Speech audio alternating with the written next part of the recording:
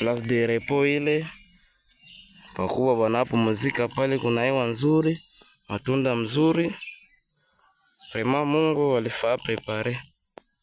Ndio sishia hapa, twende tu na kuona. Ndio mwingine wa Mungu huyo,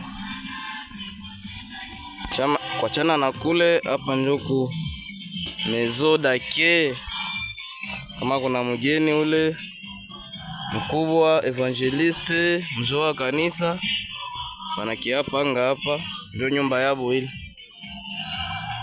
Kuachana na nyumba ya kule yulu ile makwani tuliona kule yulu ilikuwa ya Reverend Pasteur, ndio fasi yabo kule. Hapa inakuwa fasi ya wazee wa evangeliste, fasi yabo hapa. Vraiment gloire à Dieu, vraiment Mungu ni mwema.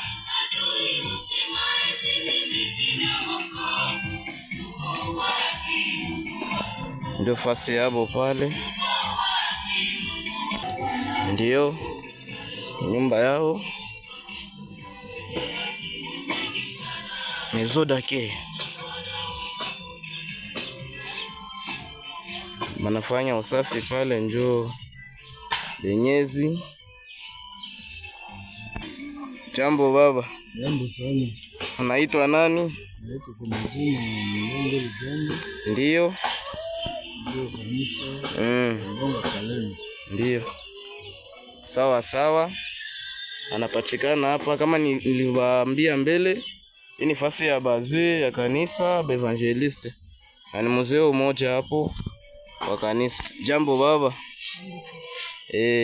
Unaitwa nani baba?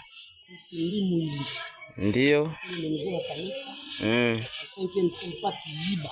Ndio. Tulifika hapa tu tunahitaji ya mwili. Asante sana. Ndio wazee hawa. Fasi ya zarani ni hapa.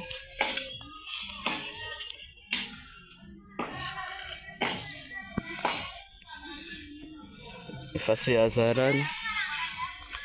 Nanjo kuka wake bagonjwa, kaya bagonjwa ni kule chini.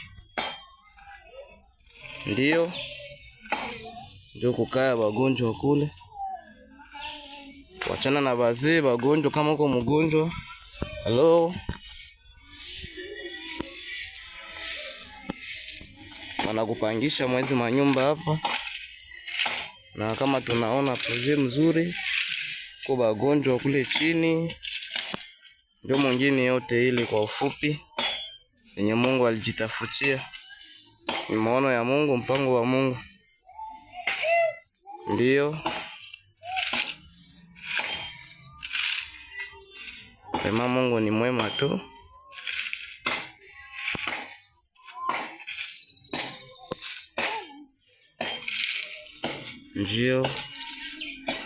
Ndio kaya bagonjwa ile, na bagonjwa nao biko na president.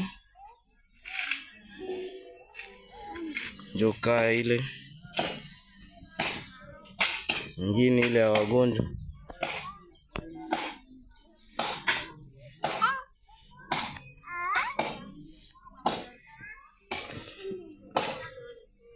Mwingine ya wagonjwa hii kutoka kuona. Nafasi ya zarani ni pale,